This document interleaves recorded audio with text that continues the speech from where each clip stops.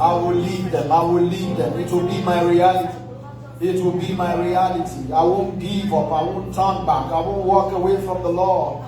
In the name of Jesus, I win. I walk in victory. I am triumphant indeed in my relationship, in my marriage. In the name of Jesus. Blessed be the name of the Lord. Father, we give you praise and glory this morning for another opportunity to learn at your feet. Thank you for various relationships, marriages, and families. Thank you for helping us thus far and for the future that is bright that we see in you. We give you all the praise and glory. Thank you because you are mending our errors. You are coloring our errors. You are releasing wisdom upon us, even for our relationship and our marriages. Thank you, Lord, for correcting our mistakes, for teaching us your wisdom. Thank you for the spirit of love and unity in our families. Thank you for patience and understanding and wisdom and knowledge, even in the things of marriage. We give you all the praise and glory. Speak to everyone under the sound of my voice this morning. Teach us from the throne of grace. Let the spirit of wisdom be downloaded by the ministry of your word. We give you all the praise and glory. In Jesus' mighty name we are praying. And I louder, amen. God bless you. Please take your seat. I want to welcome you to church again this morning. It's our relationship service. One of the reasons why we particularly marked out a Sunday to concentrate on relationship and family is because the family is very important in the scheme of God's events. The family is very important. When God was speaking to Abraham, he said, through you the families of the earth shall be blessed. The families of the earth. So before you get to the nations of the earth, you must pass through the families of the earth. Whatever you see that is manifest in the nations of the earth is a reflection of the families of the earth. So when you enter into a nation and you see the system of that nation, the moral fabrics of that nation, just go look at the family. And that's why you see in the Western world, the reason why the devil is trying to distort the definition of family, the perspective of the average person about family, is because the devil also understands that the moment that foundation is destroyed, the society is doomed. The reason why you see there is an attack on gender, whether this is right or not, whether this should get married or not get married, is because the devil understands that if you can successfully attack the institution of the family, you can mess up the whole thing. Look at the story in the book of Genesis. It was a family that God started with. The moment the devil could puncture that institution, he affected every other thing.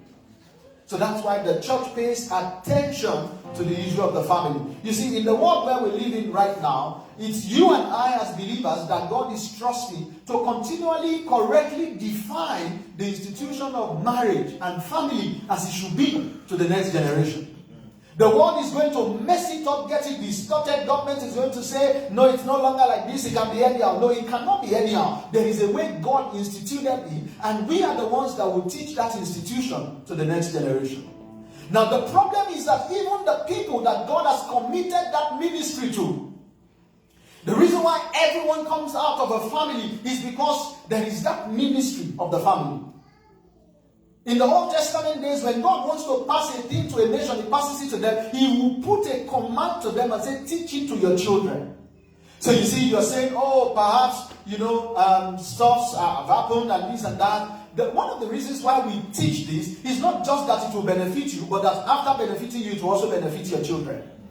There are parents who don't understand any longer the definitions, the landmarks. You see, there are ancient landmarks that parents are supposed to also teach children, you see, either by practicality or by speaking it.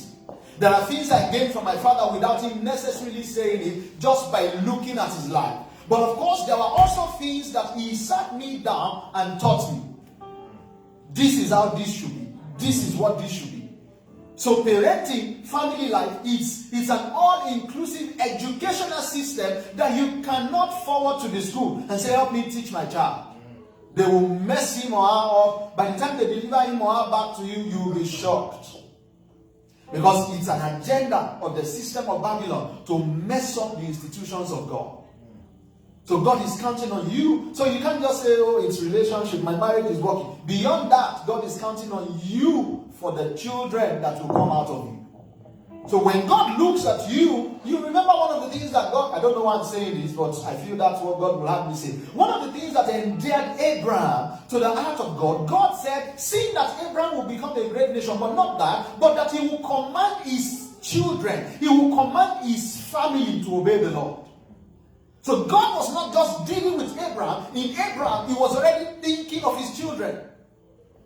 And you couldn't have had it any better. Abraham was one that taught his child, particularly Isaac. If you find a child that is going to the mountain to go and sacrifice to the Lord and says to the father, I see the stick, I see the knife, I see the machete, but what's up? Where's the lamb? And the father says, the Lord will prepare for himself. If you are the one, my God. That's when you tell the father, I see you when I see you. That's going to be the last time you see him. Because it was not strange to him that when you're going to make a sacrifice to the Lord, you have to go with an animal. This case, there is no animal, but I'm here. You are 2 + 2 together. But this guy was a living sacrifice. The father had taught him that God can be trusted. God can be trusted. He wasn't a child that you could just grab and put on the altar. But he had been taught that God can be trusted. The father said to him, the Lord will provide for himself. And Isaac said, if he's going to provide for himself, let's go. Up to the point of raising up the knife to kill him, he was still trusting. Still trusting. I want to speak to us this morning on the mystery of oneness as it comes to marriage. This is something I believe it's very important for you to understand, for your marriage to work on a long-term basis. On a long-term basis. You remember we started using the parable in Luke chapter 8 verse 4 to 15, the parable of the sower, how that the sower went ahead to sow and all of that. And out of the many seeds, some fell by the wayside, some on the rocks, some among thorns. And we said that there was this particular seed that stood with the sower and got to a good soil. And then after planting them, the Bible says that the seed gave forth some 30-fold, some 60-fold, and some 100-fold. And we said in the previous lessons that the fold you will give up is dependent on a lot of variables. Assuming that you are a good seed and you follow the sower to a good soil, either as a man or as a woman, you've now made a choice in marriage and then eventually you are planted. It's not enough that you are planted. There are things that must happen. There are processes that you must go through for you to bring forth yield, and that will determine whether it will be 30% or 60% or 100%. So you see, one of the possibilities that God is saying to us here is that your marriage, your relationship can work 100%. It may not start 100%, obviously not. You're going to start from 1%, 2%, but you can have maximum return on your relationship and marital life. God is saying it can work. Oh, somebody says it's not possible. Matthew 19:26. But with men, this is impossible. With God, all things are possible. It means that if your marriage is inclusive of God, it is possible that by the wisdom of God, you can bring forth 100-fold. It's possible. Let nobody tell you it's not possible. There is nothing impossible with our God. It's possible. You can have peace. You can have harmony. Your marriage can be devoid of conflict. If you understand the mysteries. You see, one of the things that Paul said about marriage, he said, I show you a mystery. He was talking about the marriage of Christ and the church. Christ being the head and then we being the body. But you see, he was using marriage to explain that mystery. And it's the mystery of oneness that when we look at you right now, we cannot take you out of Christ. You've been so interwoven, mingled. The economy that the believer and Christ operates is a mingled economy of spirits. You can't be taken out of him. We are one with him. He that is joined to the Lord is one spirit with him. And when I began to study my Bible, you see, when Adam was made in the book of Genesis, Bible says that for him, he was alone and there was no other person to make him feel good. That word alone there does not mean that he was not old. It means that he was old, but in one piece. Other animals had two. You had male, you had female. But when Adam was made, he was male and female joined together. He was just in himself complete. So God was saying, it is not good for this man to be alone. It didn't mean that he was lonely, but it means that he was in one package complete.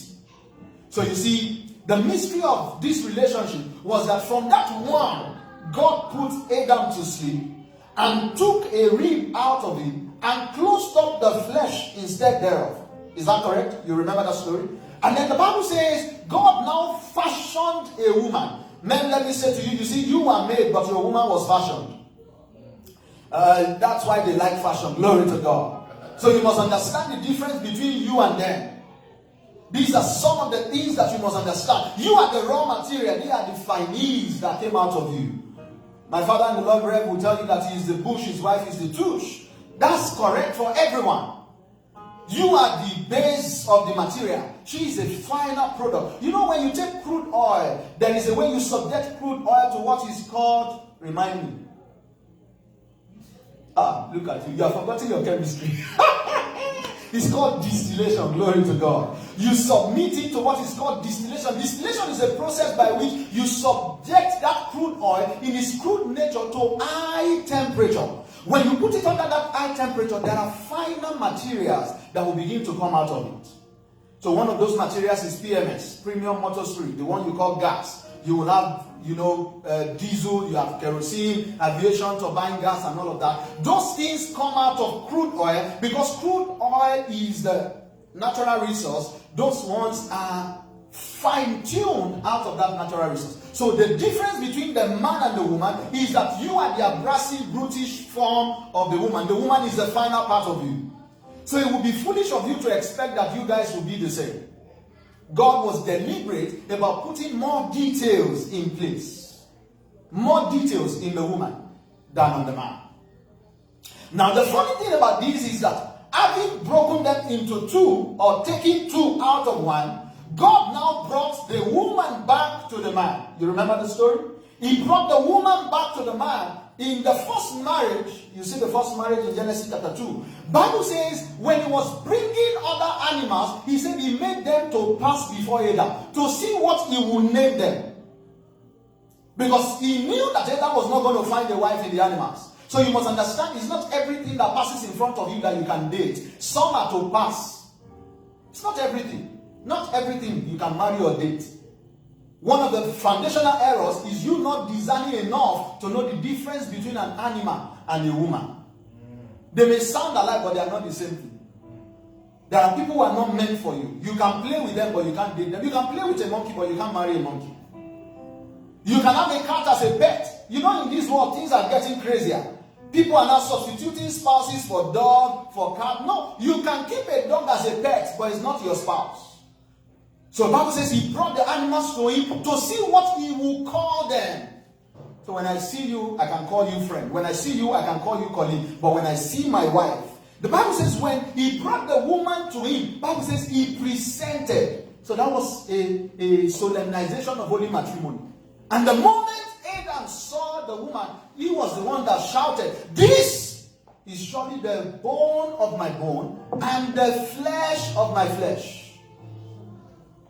He knew the difference. He saw that this one was different. Even though he was put to sleep when God created that woman, when he opened his eyes and saw the woman, he said, "This one." So what Adam was saying is, this guy is not alien to me. He's a flesh of my flesh. He's a bone of my bone. He was saying we are one. The next verse that followed, then God now said, "For this reason will a man leave his father and his mother and be joined to his wife, and they two shall be one flesh." So you see, he was one before. He took two out of one. He brought the second one back to the man. And now said they will be what? One flesh. Somebody say one flesh. You see, if you are not taught this, your philosophy about marriage may be like, you see, me and my wife, my teens are teens. That's not marriage. That's not marriage. The very idea in the mind of God, you see, there is a process of becoming one in the practicality of it. But from the moment you struck a covenant with a woman, God says you have become one flesh. It means that when God looks down on you as a man, as a woman, He's not seeing you as you. He's seeing you and your husband as one. So the covenant of marriage makes you one flesh. So you must be careful what you become one with. One of the ways you can easily become one with somebody is sex. The Bible says, he that is joined to an harlot is one with the harlot. So you can't afford to just say, oh, we're just testing the waters, and then you are having sex with Dick, Tom, and I. No, you can't do that. You become one with them. Because sex was not meant to just be an enjoyment, it was meant to be a covenant. So even within the institution of marriage, every time you are in that place, you are renewing your covenant. You are renewing your covenant. That's why you cannot run away from the other room and expect your marriage to last for a lifetime. Because that covenant needs to be renewed from time to time. I'm speaking in tongues now, don't worry, let's leave that here. Now, the other way by which you can come into that oneness is by covenant. And that's what the covenant of marriage does. It says, the moment you join to her or him in holy matrimony, you become one with that person. See, this is basically what breaks down marriage. The practicality of becoming one. The moment you first met a man and met a woman, oh, you were the one looking for a slim, shady girl and all of that. You met one, instantly your soul attracted her. You know, you can see what is called first, what is it called again? Love at first sight. Yeah, love at first sight. It's not impossible. You can see something and love it instantly, but it doesn't mean you are one with it. Are you hearing me? It doesn't mean you are one with it. The Bible says the first day that Jonathan set eyes on David and they had a conversation, he said his soul. He didn't say his flesh. Don't forget that you are spirit, soul, and body. The soulish part of you is a part of you that feels, that is emotional. And you know, you can feel love and lust and all of that. The day that Jonathan saw David and they had a conversation, the Bible says from that moment, his soul was knit to the soul of David. He said he loved him like his own soul. So you can see a man and see a woman and say, I love this one. But that's not enough to become one. If you go ahead and approach the person and form a relationship with the person and date the person and you feel that God is leading you and you now get married, oneness starts from marriage. Now, but you see, the practicality of oneness is deep. And I'm going to use the seed and the soil to paint that practicality for us. So from that moment, they say, do you take this woman as your lawfully wedded wife to have and to hold? And you are shaking your head like a gamal lizard and say, yeah. And you are full of laughter. And the bride is like, oh my goodness, I can't wait. That's when your trouble started. Because you see, that initial attraction that you had, there are stages in marriage. The first stage is called attraction.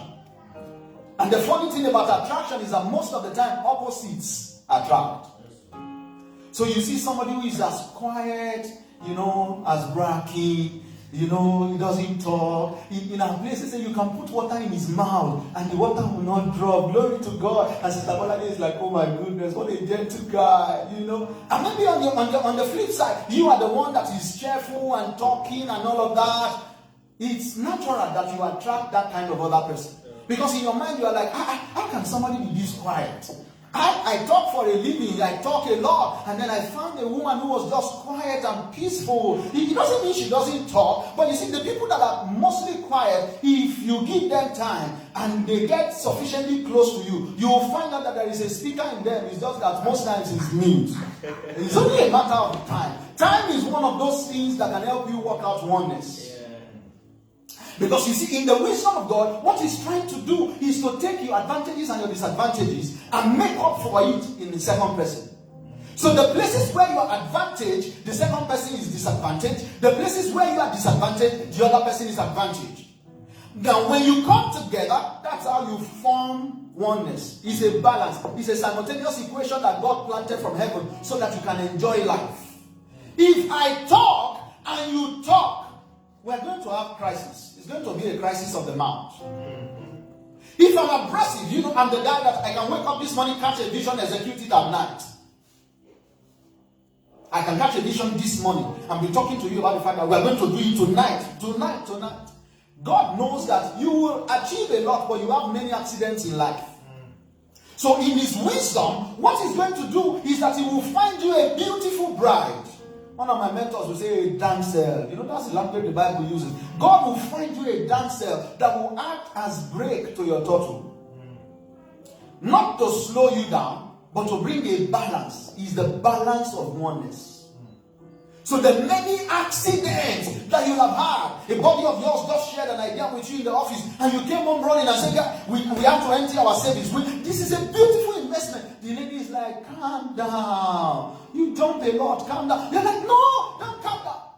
God knows that if that support system is not there, you will have a lot of injuries in life. Now you see, in the first stage, you are attracted to that opposite. I talk, she doesn't talk. I'm lousy, she's quiet. As time goes on, you will begin to attack that difference. I'm talking to you about the journey to oneness. You're going to get to a point eventually, if you are patient. This is the part where a lot of marriages break down. Because when we go through the attraction stage and we get to the second stage, then we now have a lot of problems. We will have a lot of problems. If we don't have wisdom, we don't understand the dynamics, It's not enough to have intellectual, wisdom for life. You need emotional wisdom also. You need the wisdom of God also.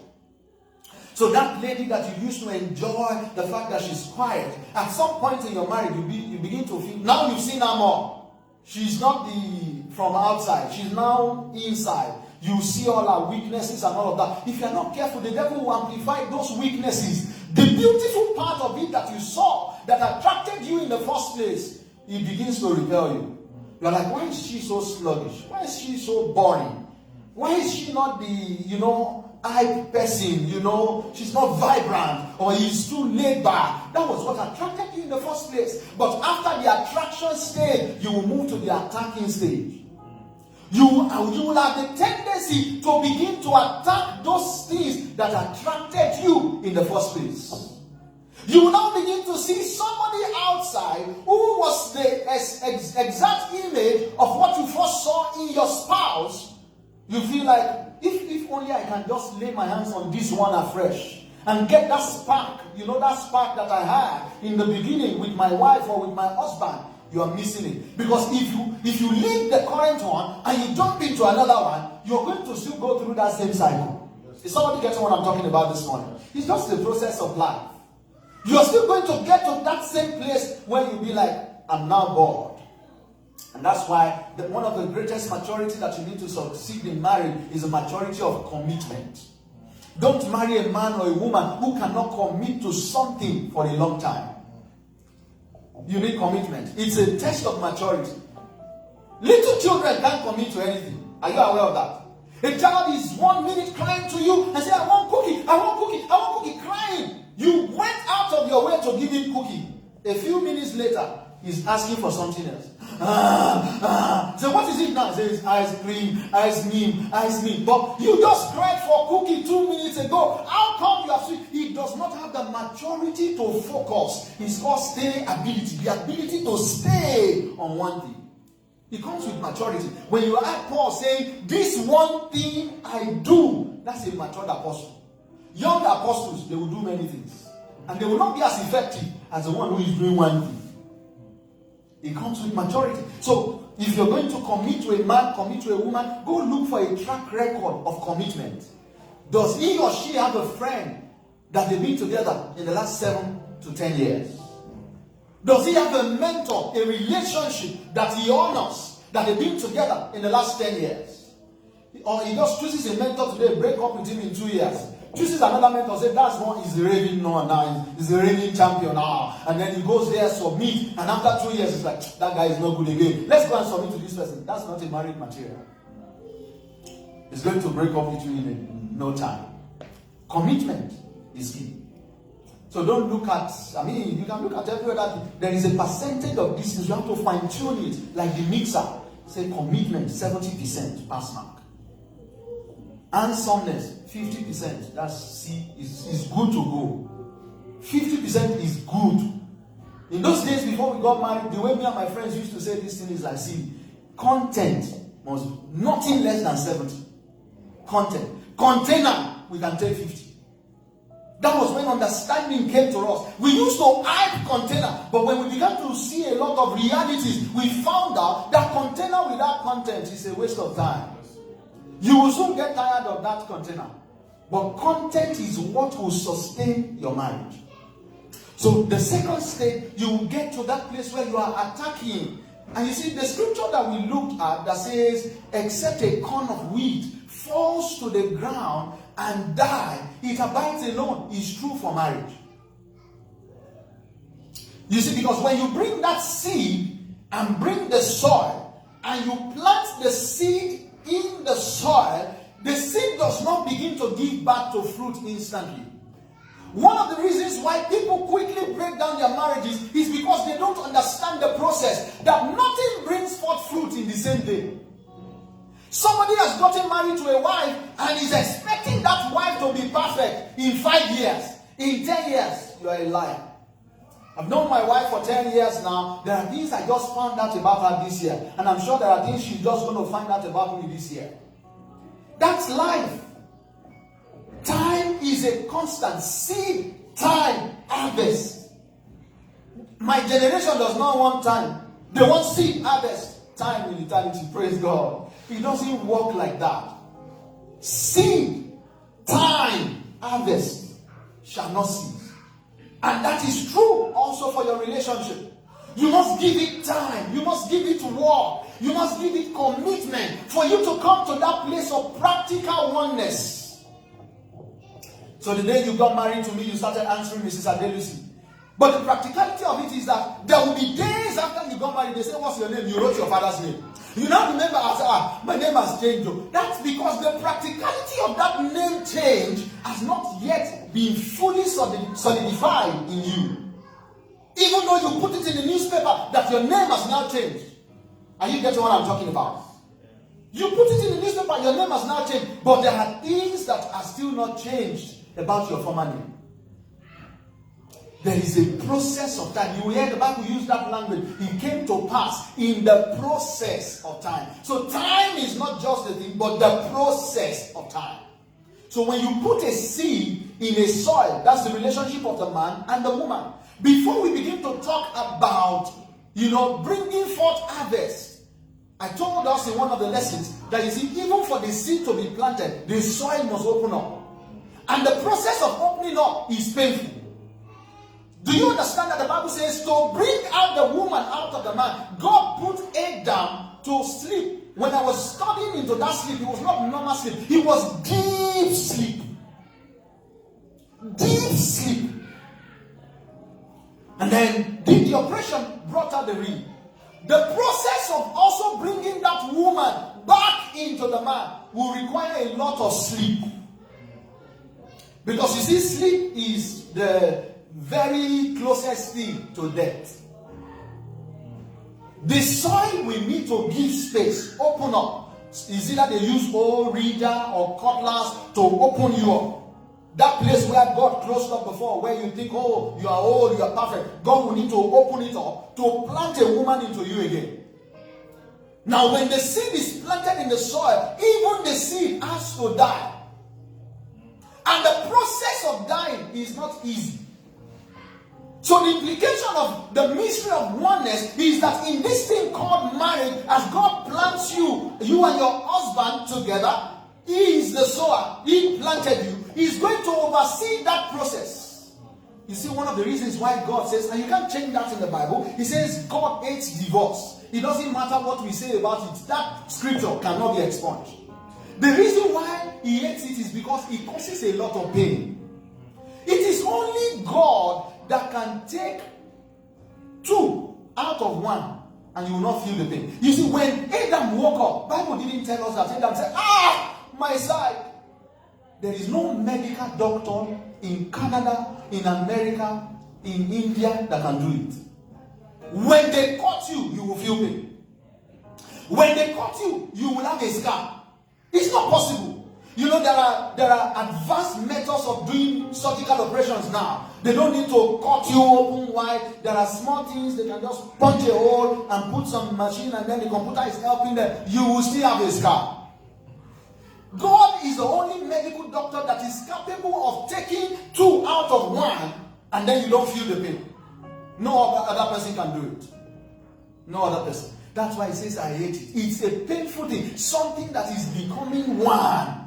Have you put a plaster on yourself before and tried to take off the plaster? Just plaster.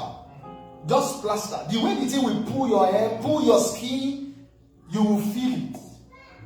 So God is saying, if you follow my protocol, my procedure, I can walk you into this oneness.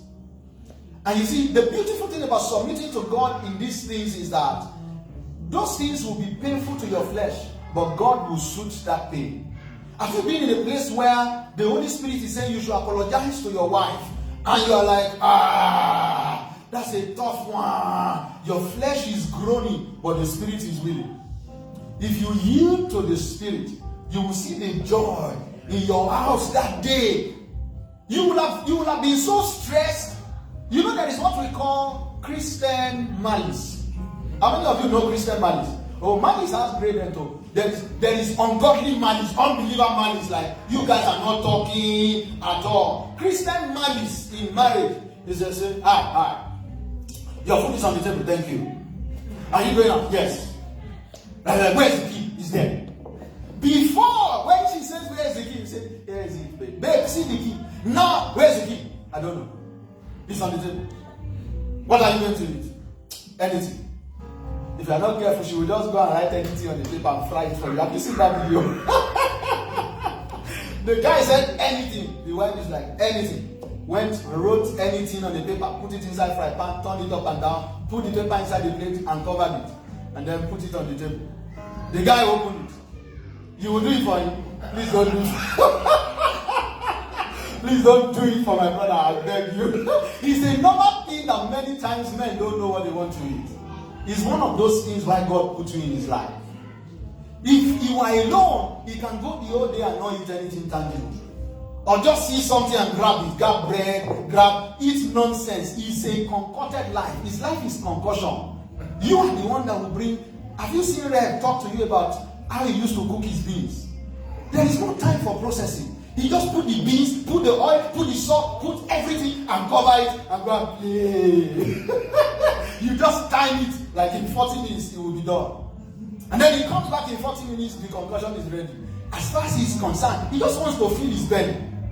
Now he said he got married and then he saw the woman who first put the beans, take a walk, come back in 30 minutes, put salt, take a walk, put pepper. He's like, excuse me, what are you doing? Can we not put everything together and just take a walk? That's the reason why God put the woman in your life. But do you understand that that small thing can cause quarrel? Conflict. It comes like, you are doing it. Myself and my wife were talking about jollof rice. Was it yesterday or day before yesterday? Our own jollof rice is very sweet. I'm getting used to it now. But you know, my former jollof rice, we used to put a lot of orishirishi. How many of you know orishirishi? We put orishirishi. That's what makes it jollof. And jollof is always red, but nothing inside. It's sweet, but there is nothing. I can't see the things there. There is nothing. What she calls mixed veg. No, the thing is sweet, but you will be stupid if you don't understand the difference between your mother and your wife. And that in the scheme of God, your wife was not meant to be your mother. She's going to be different from your mother. So when you grow up and you get married, you have to adjust. Somebody say adjust. Adjustment is the process of death. The principles that you used to hold on to, if in your life you are so serious, your relationship will never work. Say one woman touched her husband's head and called that one funny name. Say, don't do that, don't do that. And then in the night, he comes and touched the woman. The woman said, who is that? Who is that foolish person? He said, I am. You better say you are. Because if you don't say you are, there is no entry that day. You want serious relationship, I will give it to you. How can you be my husband? I can't touch your head. Listen, sir. Listen. It doesn't matter who you are. You may be the king of your village. Your woman must have that unrestricted access to you. It's oneness. If you can touch your head, she can touch it.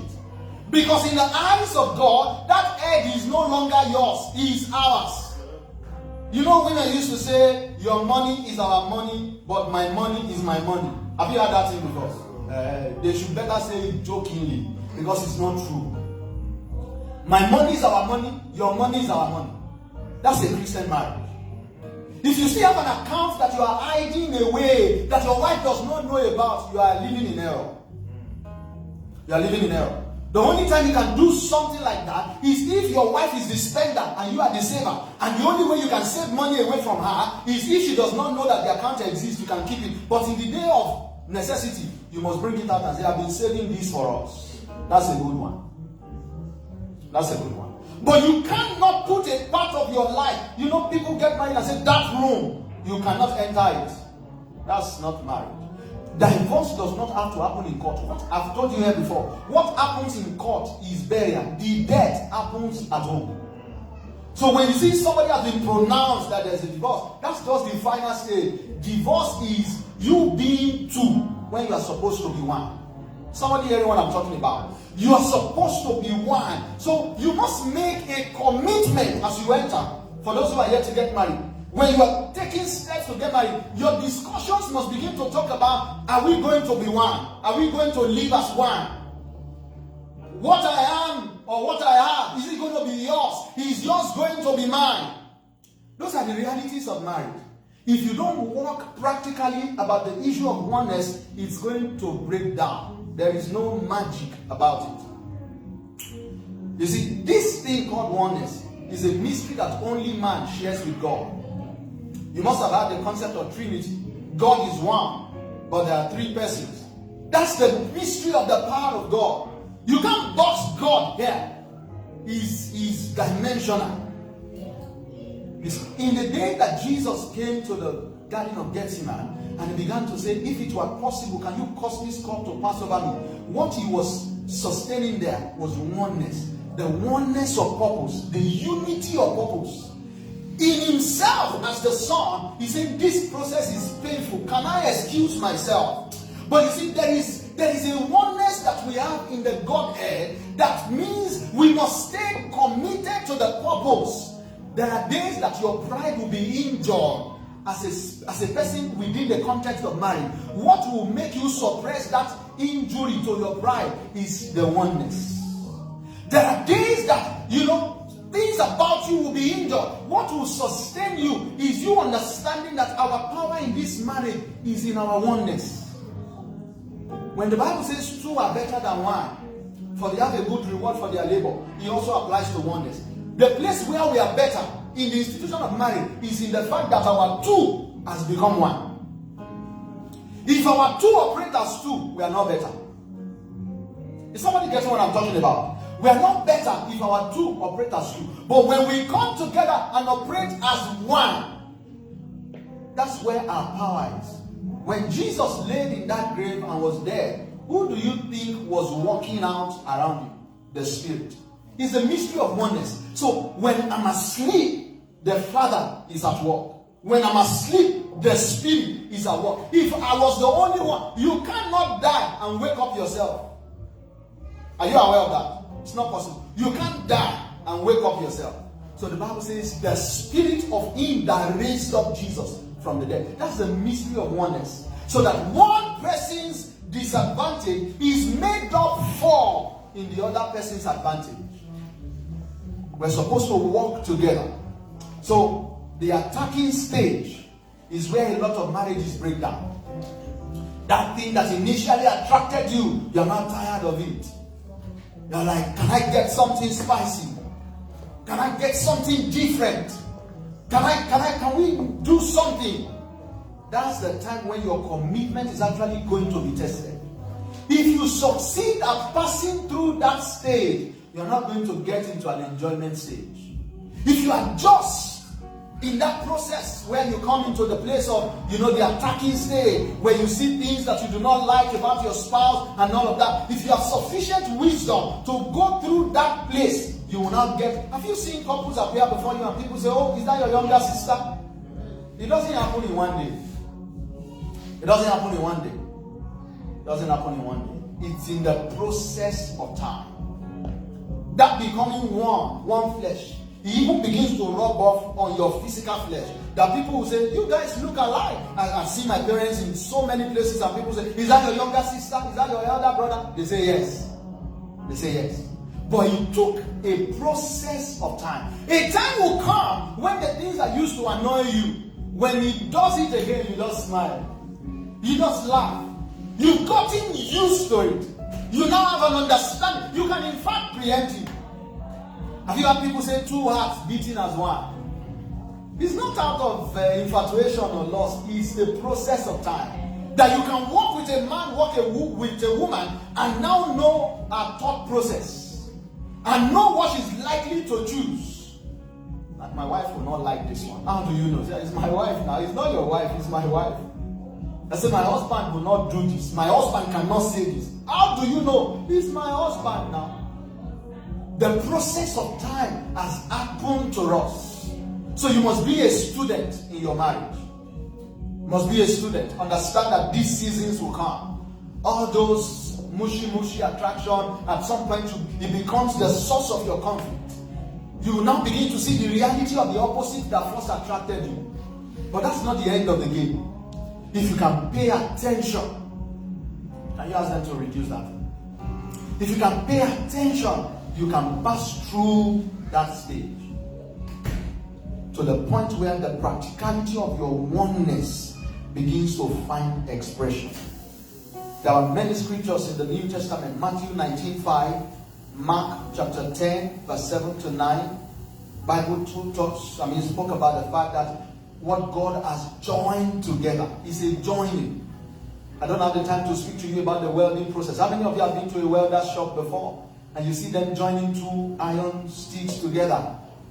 The spark that you see is the screaming of the metal, like, it's painful. But if you're going to be joined together, you must go through that pain. There must be some heat, some pressure that is applied to you. For you can't form anything great in life without some pain. That's why they said no pain, no gain.